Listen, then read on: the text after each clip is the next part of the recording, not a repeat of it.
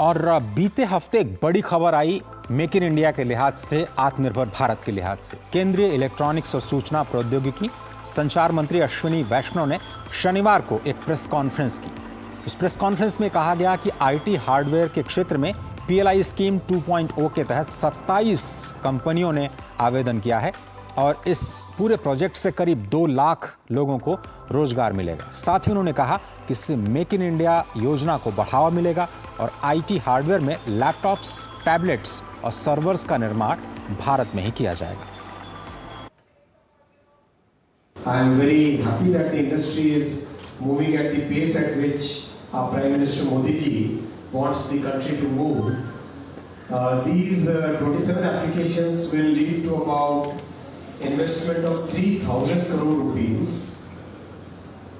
additional production of about 3,50,000 crore, and direct employment of about 50,000, indirect employment of about 1,50,000. और एक छोटा सा break लेना होगा। ब्रेक के उस पार हम चर्चा करेंगे कि क्यों ये जो हार्डवेयर कंपनियां हैं, भारत उसकी अब पहली पसंद बनता जा रहा है। छोटा सा ब्रेक, आप देख रहे हैं इकोनॉमी।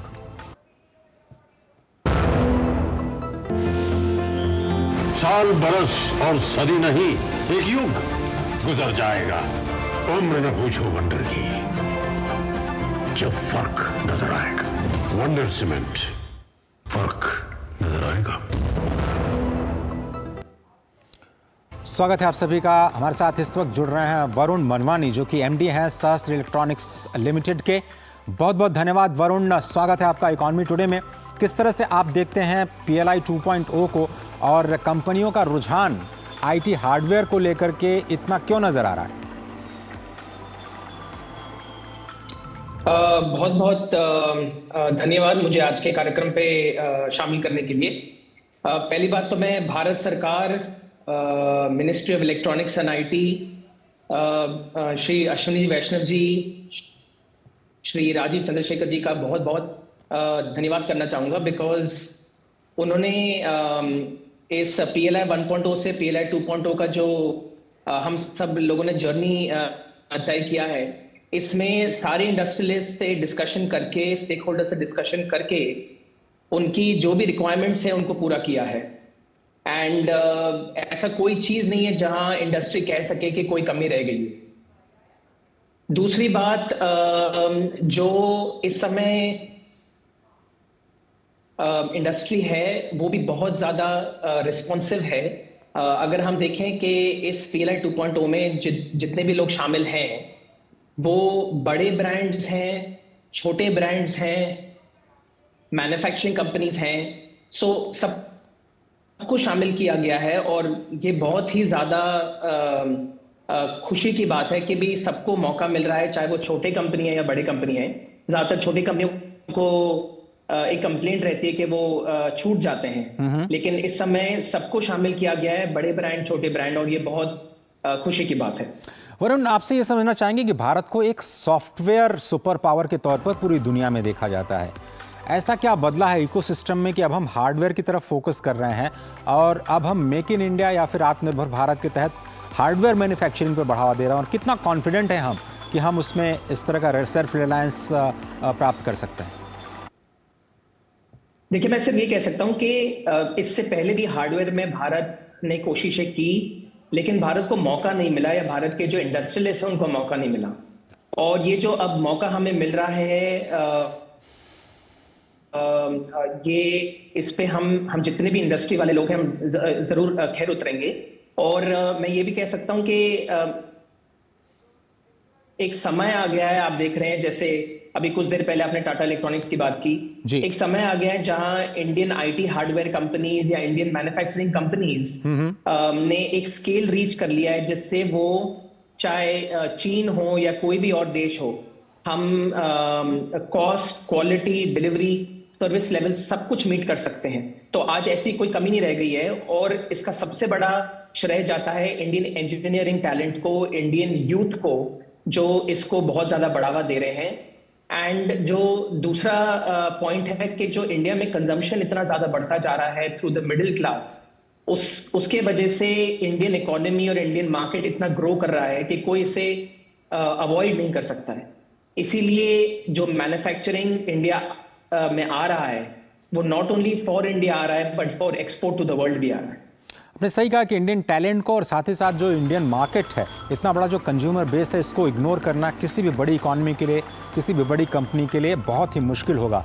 लेकिन क्या आगे जाते हुए एमएसएमईज का आपने जिक्र किया, इतने बड़े पैमाने पर ये रोजगार आएंगे कहाँ से? कौन से वो सेक्टर्स हैं जहाँ पर युवाओं को समझने की ज़रूरत है कि उनको वो स्किल्स एक्वायर करनी होंगी जिससे उनको फ्यूचर में जॉब मिलने में आसानी होगी? ये एक नया सनराइज सेक्टर दिख रहा है वरुण।